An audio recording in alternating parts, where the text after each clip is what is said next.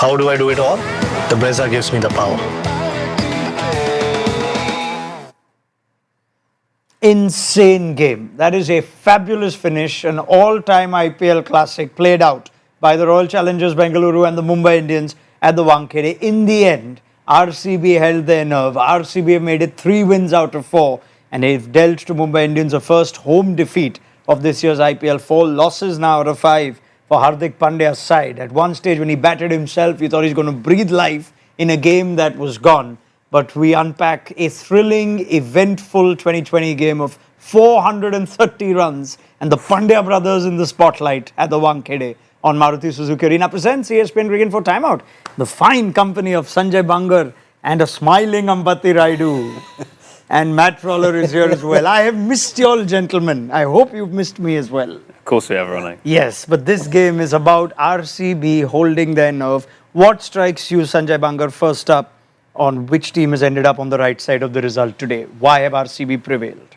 RCB better batting effort held by some, I would not say the most accurate bowling by MI because MI conceded a few extra runs in the first innings and some easy runs as well because that's where the game where RCB just went too ahead. Yeah, they just basically give themselves a few more.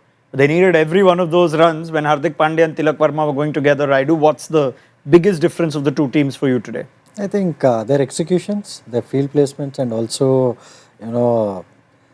captaincy. I think Patidar there showed real good captaincy under pressure and Hardik, especially in his bowling, in that over where he has conceded 23 runs, the field placements were not great because he was bowling slow off cutters into the wicket and there was square leg up, there was no fine leg and those extra runs that Sanjay Bhai was talking about went in those overs of Bolt and Hardik Pandya. I think that made the difference even though Mumbai batted brilliantly to get to that score. Matt? Well, Mumbai actually shaded it in terms of slightly more boundaries, but far more dots. I think nearly 40% on dot ball percentage, RCB under 30. So I look back to that little phase after the power play where Krunal started well. Suyash Sharma bowled a few really tight overs as well where Surya Kumar Yadav couldn't get going at all. Yash Dayal could have had him a couple of times with a couple of drops in the 20s, but I do look back to that phase and think that was really key in this outcome of this game. Yeah, I think it's an unlikely hero if someone's not watched the game and seen the scorecard. But Suyash Sharma to bowl 3 overs at a time where Surya was trying to take him down. So 3 key overs, aren't they, Ambati? Yeah, I think so. And also he was bowling wide to Surya. Surya was trying to sweep him. He was not giving him any ball in his slot. So that was quite good planning and execution from Suyash Sharma. And he's, as Matt was mentioning, he's become slightly quicker in the air. And he's also looking far fitter than what he was in the previous season. So that's a great find for RCB. It's not a easy place to bowl for a leg spinner, Sanjay. And he only had the 1 wicket in the tournament before this. That was Andre Russell in the opening game where he got taken down, brought in as an impact sub. Is that perhaps a period of play? We look back now and Surya Kumar Yadav's 28 or 26 doesn't wrap itself in glory looking at the batters that followed, the innings that followed. I think not only Surya but also Will Jacks because both of them were batting together in that particular phase and really struggled to get those boundaries. They did try everything. Surya tried playing the sweep shot. Will Jacks tried the reverse sweep on numerous occasions. But I just felt that it was the skill of Hardik Pandya, Krunal Pandya because of his variations, which generally you don't expect a left-arm spinner to bowl those deliveries, maybe the wide Yorkers or the short ball, and that's where just to be different is such a novelty and a prized commodity when you're playing T20 cricket. Yeah, let's talk about Patidar a little more. I want to spend some time on all the moves that you think contributed towards RCB success because I can imagine he would have been under some pressure when that Hardik innings came and Tilak started taking off and what stands out tactically from what all Patidar did on what's an extremely good night for him with bat. As captain, this must be such a feel-good game for Rajat. I think for me, the biggest takeaway in that captaincy, in those 20 overs is getting Bhuvi early. because you generally associate Bhuvi to bowl either the 19th or the 20th.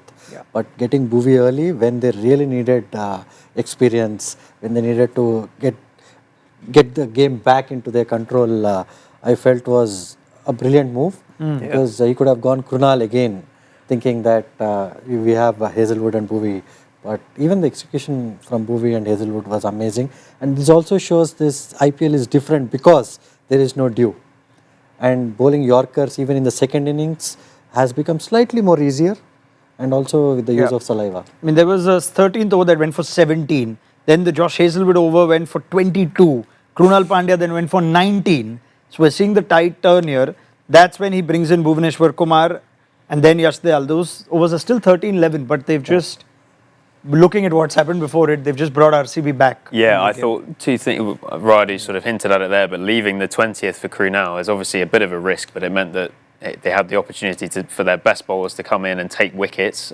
Hazelwood, the wickets in the 19th over, I think absolutely key. Yeah, massive moment in the game. And the other thing that we've not mentioned is just the bravery of using Suyash as the impact sub. I don't know whether that would have been his call or Andy Flower in the dugout, but they could very easily have gone with Rasic, especially on the evidence of the first innings. They might have thought that pace was the way to go, but instead went for Suyash, and he only went at 8 and over, which in a game of, as you said, 430 runs is absolutely massive. Sanjay, your thoughts on Rajat Patidar, the captain today? To an extent, just having 5 bowlers could be an advantage as well, because Hardik Pandya had numerous options, and probably MI didn't really use the resources at the right time, but that wasn't the case with RCB. With RCB, and I just guess that also the type of batsmen that were there at number 3 and number 4 allowed Rajat to bowl those spinners in tandem, which wasn't the case with MI, because MI always had this at the back of their mind that they don't have to bowl spin to Rajat Patidar. And that played in RCB's hands. So he was pretty smart with that particular thing, and to hold back Krunal for the 20th over made absolute sense, because you don't really want him to be bowling the 19th over with Josh Hazelwood only having 10 or 12 to defend. So all in all, a very good day out for Rajat. Yeah, I mean, you've got to give it to Krunal, who's one of the few left-arm spinners that you can still keep for the 20th over. Who knows what the equation will be then? But there's something about Krunal Pandya. Maybe 45 conceded today, but he just needed to get the job done. Did you play at a time when both the Pandya brothers were at MI? I actually don't remember. Because obviously there is... No, I think, the way Hardik took him down, I mean, you could see just the familiarity that bred for some contempt as far as batting went. But Hardik was in the right frame of mind today. He was going to take down anybody that was in front of him. But they were very smart as well. When Hardik was going great guns, they took a little bit of time. They stopped the game in between. They were tying laces. They were taking time off. That is quite good in terms of gamesmanship or whatever. I was with Mark Boucher in the Insider comms at the time, and he obviously said it's never nice to slow the game down and refer to the T20 World Cup final. But anyway, yeah, Matt, you're Patidar's probably going to land himself a match-free fine for slow over rate tonight, but I think it'll be more than worth it given the performance he's put in, firstly with the bat and secondly in the field with the tactics. The captain pays those fines, or does someone always volunteer to this? Anyway, not a serious question. Right, let's welcome your questions and comments, and there's so much that we can unpack, but it'll come through your comments. I'm already seeing them on our YouTube live. DOF says, MI's top 4 has cost them the game today. Very ordinary batting. Sanjay? I mean, if you compare both the innings, and that's where RCB batters really did the job quite well. Could be Padikkal, could be Virat, Rajat, then the batsman to follow in Jitesh as well. Yeah. And I just get a feeling that a lot had to be left to be done for MI when Hardik played an absolute blinder. If you take that blinder away, then the distance between the gap between both these teams would have been far, far more. So left too much, and I would say yes, to an extent, much was expected of Will Jacks. He has been a little bit of a downer, came with a big reputation but hasn't really lived up to it. So I agree with that the top 4 certainly meant that didn't really turn up for the game. Left too much for Hardik and Tilak to do. That's another comment from the same user. Ujjwal on that point says, and hence RCB management proves why Will Jacks wasn't worth retaining. Well, they went for him, didn't they, till the penultimate bid. So they certainly had an intent to get him back. And it never happened. That was, of course, the memorable moment in the auction. Well, if you think of it as a sort of trade deal between Jackson and David, it looks so far on the basis of the evidence we've seen so far this season, very early days, but it looks like RCB have come out on top with Tim David. I mean, to be fair to Will Jacks, he didn't play on easy conditions. Today was a slowish sort of a wicket. Right. Previous game, the ball was moving around a bit. So, So what explained the boundary hitting when Hardik and Tilak got going versus the difficulty when the Surya and Will Jacks partnership was on? I mean, Hardik was, especially when you walk into bat, people try and get you out. So they were trying to bowl good lengths or short of good lengths to Hardik, where they thought, he might not get too many runs. But that's the best time to hit as a batter when you walk in, because you get those balls of length and you take bowlers off guard. I mean, you can take them on. So I felt Tilak too. This pitch suited him, and he was also playing his slog sweeps, reverse sweeps. So, yeah, I think that's... Just a thought, talking about a couple of overseas batters there, RCB, it must be pretty rare for them in IPL history to have a game where the overseas batters, especially when they pick three of them, have contributed so little, and yet they've romped home. If you think, I think it's still the case that Virat is the only RCB batter out of Indians who scored more than 1,000 runs in the IPL. I think Devdutt Padikkal is going to get there pretty soon. But if you look through that batting lineup, it feels like they suddenly have experience from Indian players in Padikkal, Patidar, Jitesh Sharma, and suddenly it looks like a slightly different balance to that side. Very fatherly, content smile from Sanjay Bangar being offered. I'm only trying to figure out why Matt is taking so much pride in it, being an Englishman. He's got some friends over there in that. That I know. And his friends will So probably be finally, watching. somebody other than me has spoken about that. Thanks, Matt. Yeah, you also have a lot of friends, I'm sure. I'm seeing your friends. They're all wide awake on Monday night. However, the two overseas batters combined for a brilliant piece of fielding in the deep. Because Deepak Chair thought he's in business with a six, and who knows if that went for six. But that's such a wow moment from Tim David against his former. He did nothing. He just stood there. Phil Salt did all the work. What a moment that was. Yeah. Indeed, and at that time you would back Deepak Char because he's more than handy with the bat, and he had the ability to maybe hit a couple of sixes, and who knows, they could have pulled the game off as well. So the wickets kept happening for RCB in the last 3 overs or so. Right at the time when Bhuvi came, he got Tilak, then Josh came and he got Hardik. So the wickets kept tumbling, and that's where ultimately the gap was just too much for RCB, for MI to bridge. Yeah, let's take a few more questions, shall we? Varun Iyengar, what a comeback by Tilak after being retired out in the last game and called off the field, and shown great character today, hasn't he? He let his bat do the talking. Yeah. So that's a great comeback. And also, it just shows that he's a professional and he's out there to perform, and that's great on his part, to be very honest. It's not easy being retired out and then to come back and play an innings like that. Ujjwal says, am I giving just 1 over to Vignesh Puthur when he took a wicket, and the way the surface was playing is inexplicable?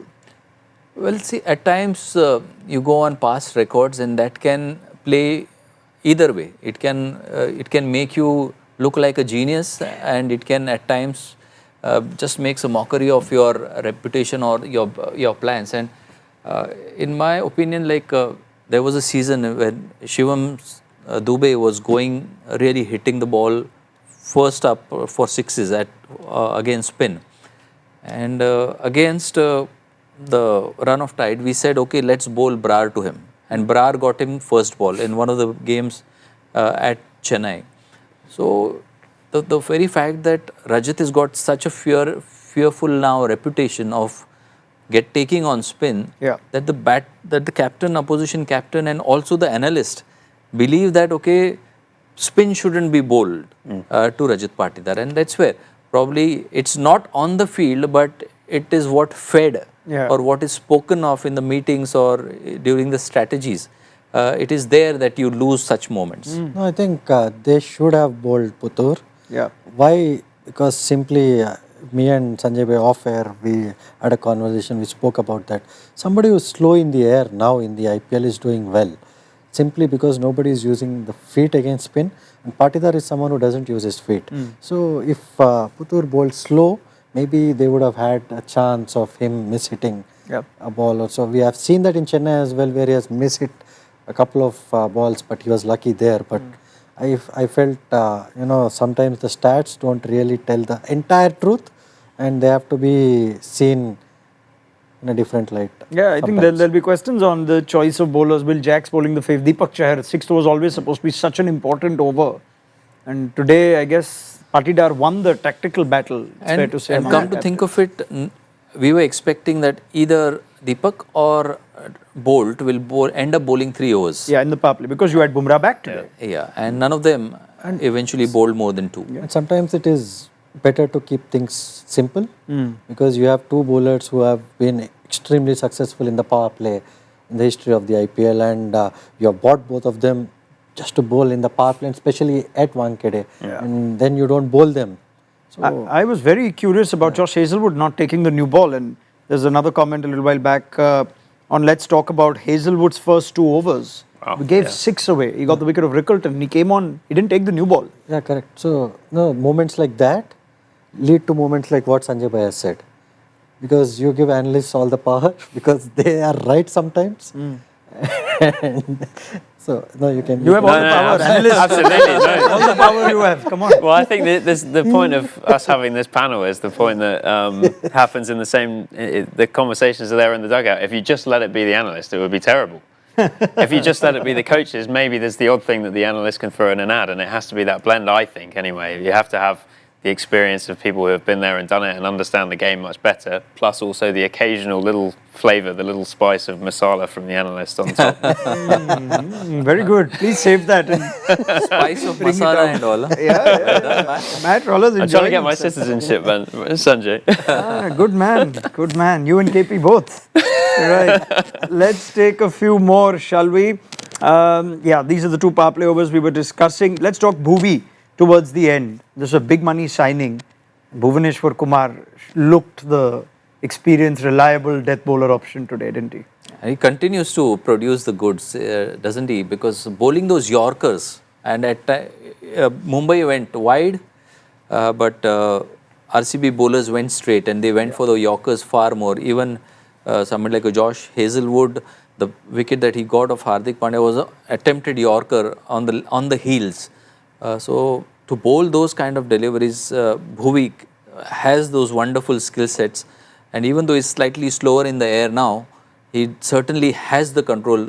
Remember the ball which after being hit for a 6, how he bowled that Yorker. Absolutely dead straight under the bat. Yeah, keeps it simple, no? Bhuvaneshwar Kumar. So much to like about him. Take some more questions and comments. Here's one. Mumbai have such a strong Indian core, domestic core. This is Ashish Nehra. Welcome, Ashu.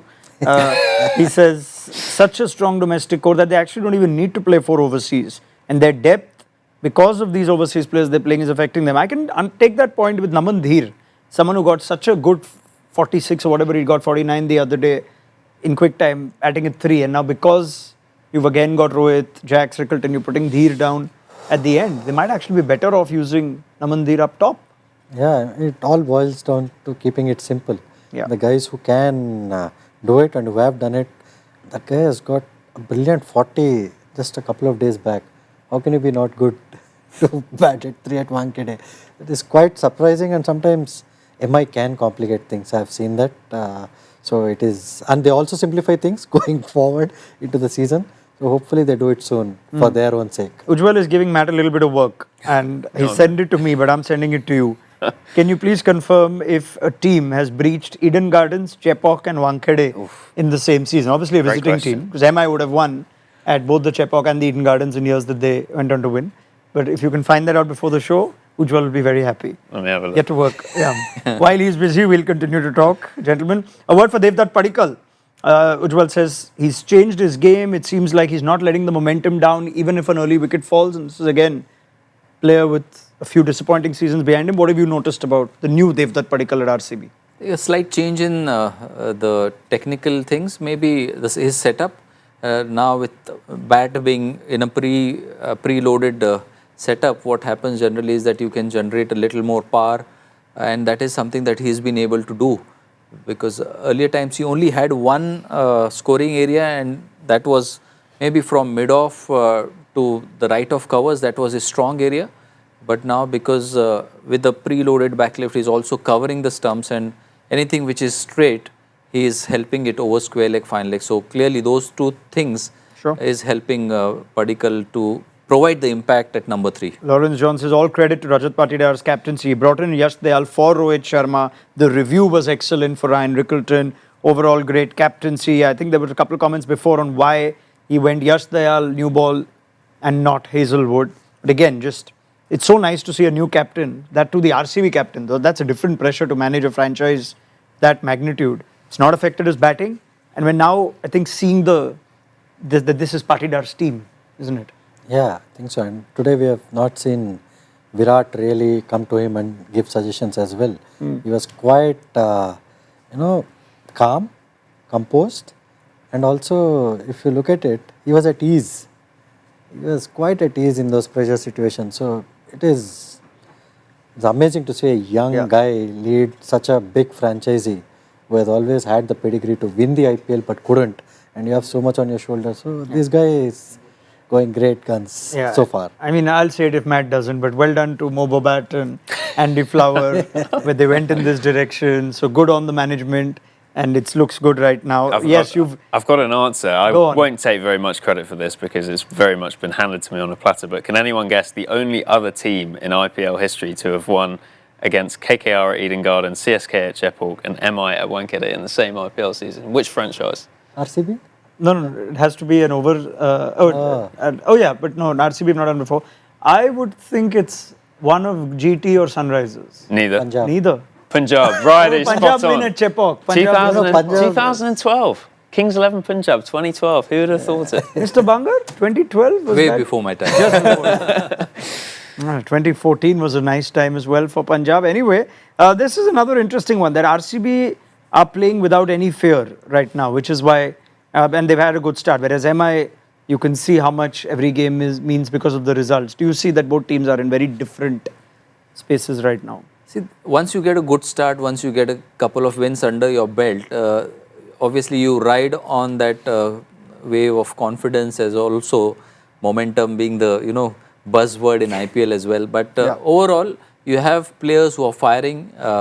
You have a good set of bowlers as well. And for all you know, before the season began, everybody was talking about RCB not really having the depth in the spin department, but here you have 8 overs of spin bowled at Wankhede, and quite effectively, which was probably the difference between winning and losing. And also, if you look at that, they have a pretty set combination. MI are still trying people. If you see the teams that are not doing well in the IPL, they're still trying their combinations. But RCB is one team, along with Delhi and Punjab to an extent, who have really, got their combinations well set for the season. I think they've only used 13 players this season so far. It's CSK? RCB. RCB, sorry. The team tonight plus Rasik. My bad. So yeah, it's been wired into the previous IPL. It's very different to what we expect. I also think you've seen that sort of almost relay race style of batting that we probably haven't always associated with RCB. You think when they get a big score, it generally. So you mean to say that RCB is the new CSK? Yeah, well, great question, Radu. You tell me. Say it, Raidu. Today's the day, Ambati. Say it. And atone for your sins towards the RCB fans. No. I've always enjoyed their cricket. We have fun at their expense. Yes. Only because nobody talks about DC or Punjab. Only because RCB always has a team that can win the IPL, but somehow they come short because of their own shortcomings. It's nobody else that defeats them. It's themselves. So this year, with Patidar and Bangar Sahab here in the studio. He's taking a dig at me as well. No. Isala Cup RCB Day.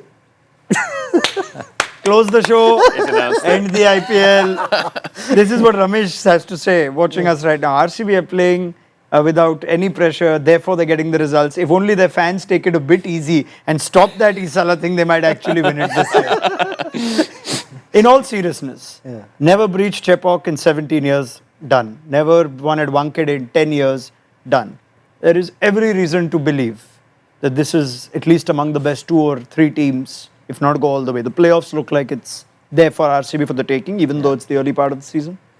See, I think it's not necessarily the playoffs that they should aim for, because RCB has been playing some consistent cricket for the last 4 or 5 seasons, wherein they are making those playoffs quite consistently. And the only thing that has set back the team going on to win the championship, because they haven't finished either number 1 or number 2 after the league stage. So they've always been number 3 or number 4. There was a season, probably the 2021 season, wherein they won 5 on the trot to start the season, and then the COVID break came, and eventually ended up being 3rd or the 4th. So here, the kind of start they've got, if they make it to the top 2, they have a great chance to make it to the top 2, and thereby improving or increasing the chance to win the championship. Yeah, I think it's now 7 years in a row where the winners come from the top 2, and with that playoff format, I think we probably talk so much about the playoffs that sometimes we forget what a massive advantage it is to finish in the top 2. So I think Sanjay's spot on. And also because the playoffs are going to be in Hyderabad and in Eden. Yeah. They have a really good team for both the grounds. Yeah. So they are in very, very good stead at the moment. I mean, who knows what pitches we'll get for the playoffs also now at Hyderabad and at Kolkata. Those pitch curators, God bless them. Hardik Pandya, what has he said after the game? Let's find out. Pandya says it was a run fest. Wicket was really good. I was just talking about that to myself. We fell short with 2 hits. Don't know what to say. The way the wicket was, bowlers did not really have much space to hide. It came down to execution. You can stop the batters, but I don't want to be harsh on the bowlers. It was a tough track, not much options. 5, 10, maybe 12 runs, I can say that we conceded more. Anything to pick up from that on Pandya? I think this loss will hurt more than Lucknow, and suddenly it's at the back of the disappointment of last season. This is going to test Hardik, the captain, don't you sense? How do you sense he should respond, or how will they respond to this? His personal form is very, very good. Picked Yes. up a 5 in the previous game. It's because of his wonderful innings that they came back into the game and competed till the very end. And he has to be supported by probably the top order, and that's where I think Mumbai's problems lie, and maybe a better use of the bowling resources could be an option. Let's talk top order, Sanjay, since you touched on it. Hardik has said on Namandir at 3 in the last game and batting down now. He said in the original skeleton of our team, Naman was batting down the order. In the last game, Rowe was unavailable, so someone had to be pushed up. He has that multi-dimensional game. Once Rowe was back, we knew Naman would have to come down. I think it's fair to say now that in this team, looking at Kohli, I mean, my God, the consistency of scores. That's what I want from Rohit Sharma. It's not happening. Yeah, I mean, it's quite tough because he's been getting out early. Today, he looked like he was pushing for that big score. But unfortunately, once again, I don't know. I mean, see, Wankhede has historically been a ground where your middle order and your lower middle order generally wins you more games. Your openers or your number 3 have been getting some match-winning performances, but you have never seen a 600 or a 700 or, those big seasons for batsmen, especially at the top of the order. If you look at the seasons at Wankhede, it's never that easy. So, I feel, when you compare MI's setup to RCB setup, it is quite different. I don't think we can be too harsh because in a season of 14 games or 17 games, you want your players to ideally get you those 3 or 4 match-winning performances, which I'm sure Rohit still has in him, and that is why he should be backed in terms of getting those scores maybe towards the business end of the season.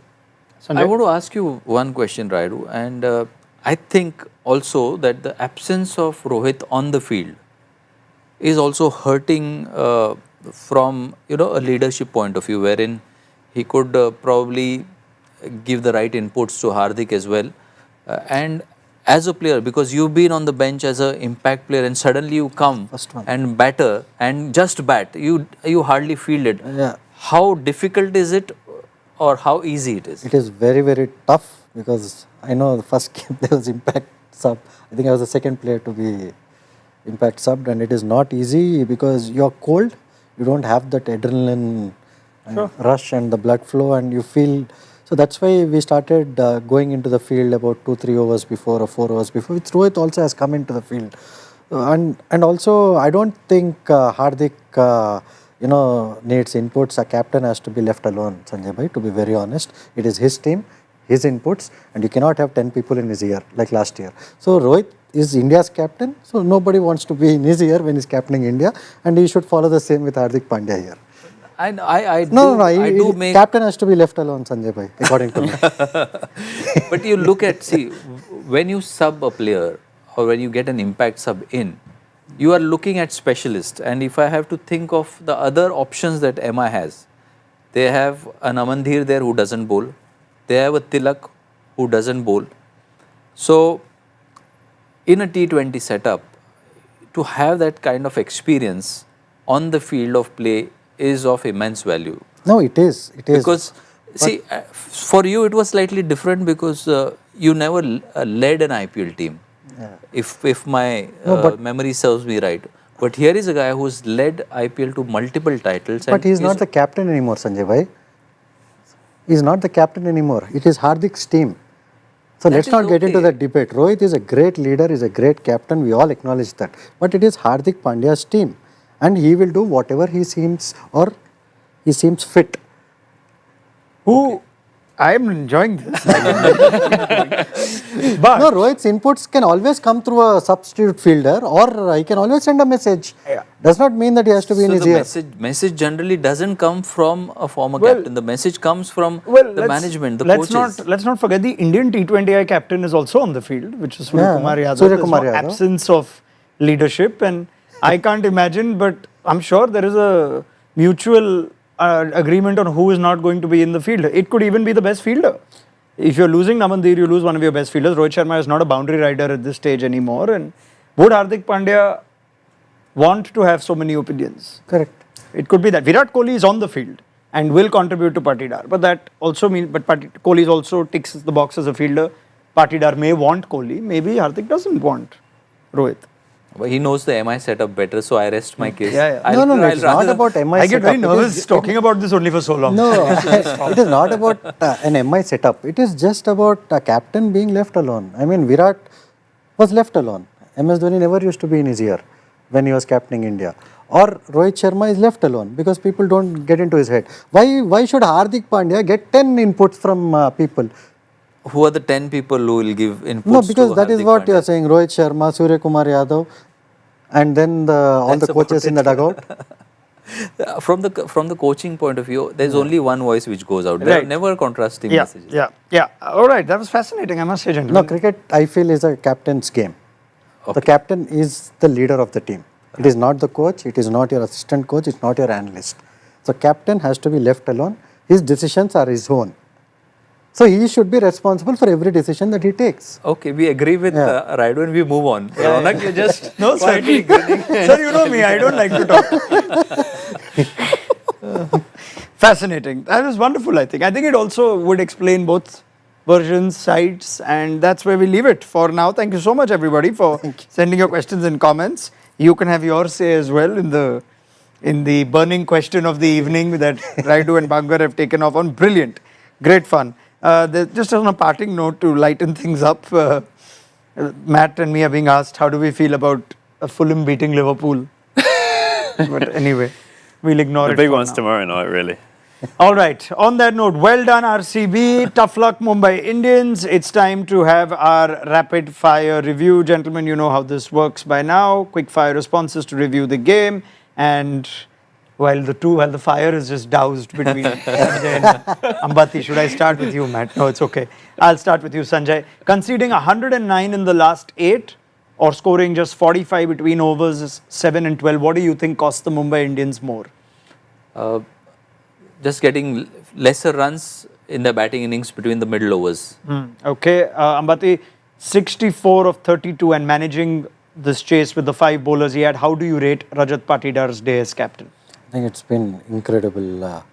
I feel every decision was made, in a very calm, composed, in a very tactical way. So I felt he has arrived.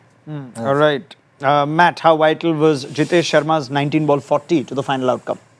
Absolutely crucial, I think, when you consider RCB's late flourish, 52 for 1 at the death, ended up being one of the big differences between the sides, how many they managed to score in the last 4. Back to you, Sanjay. 28 of 26 in a 430-run game. Why did Surya struggle to score today? A lot of slower balls bowled at him. In fact, one of the downfalls, he got dismissed for one of the slower balls. So clearly the bowlers are not giving him pace anymore on a consistent basis. Yeah, there was Suyash as well. That's the next question. Ambati, none for 33 in 4, but 11 of 10 conceded to Surya. Was Suyash Sharma the silent star of tonight? Yeah, I think so. And especially bowling against Surya, who is tremendous against spin.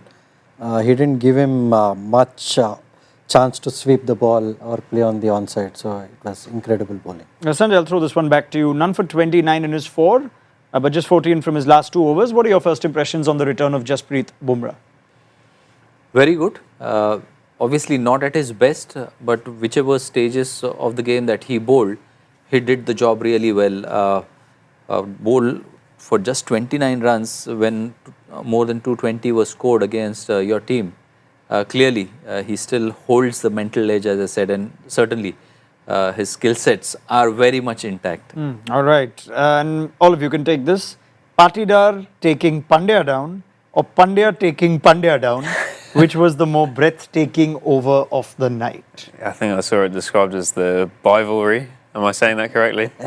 Bhivalry. Oh, you went Bhivalry. I didn't get it. Bhivalry. Yeah. Very good. Matt. I'll go with that one. Oh, Ambati. No, I think that one as well. Because Hardik was in the mode to really hit anybody. Yeah. And Krunal was just... At Krunal the couldn't do receiving anything. end. Yeah, Yeah. at the receiving end of it. Yeah. Sanjay, most thrilling over of the evening. Yeah, I would go with that. It was, blockbuster stuff, to see both brothers going at each other. Gamesmanship, Krunal slowing the game down, and then, both were trying to read each other's mind, and both did that pretty well. Yeah. It's second only to the two of you towards those last few minutes, I think. Just beautiful. But we all leave with a smile. That's the most important part. That's a wrap. I think the IPL needed this game. We've had a few one-sided ones. It's just lit some excitement, and let's hope it continues for the rest of this rivalry week. Matt Roller, thank you very much. Rayudu, I'm going to give you a break. I don't want to give you any break. I'd keep you on that couch tied to it if I must. I'm going to try and add some days for you. Mr. Bangar, always a pleasure. I'm already adding days for you. So Thank you so much. I hope to see you again. I hope I've impressed you. So Very soon. Thank you. Sir, I'm going to now have to try and figure out how to get you and Rayudu together. That will be the combination that I need to try and find, and my analyst will help me pick that team. Thank you so much, gentlemen. Always a pleasure. And thank you for being part of the conversation through your comments. We'll be back tomorrow. It's a double header, remember. So 3 p.m. is when we start, just before the toss for KKR LSG on Maruti Suzuki Arena presents ESPN Cricket for Timeout. A clash of kings in the evening. Punjab take on Chennai. There'll be enough to be discussed there. So we'll see you tomorrow. Good night.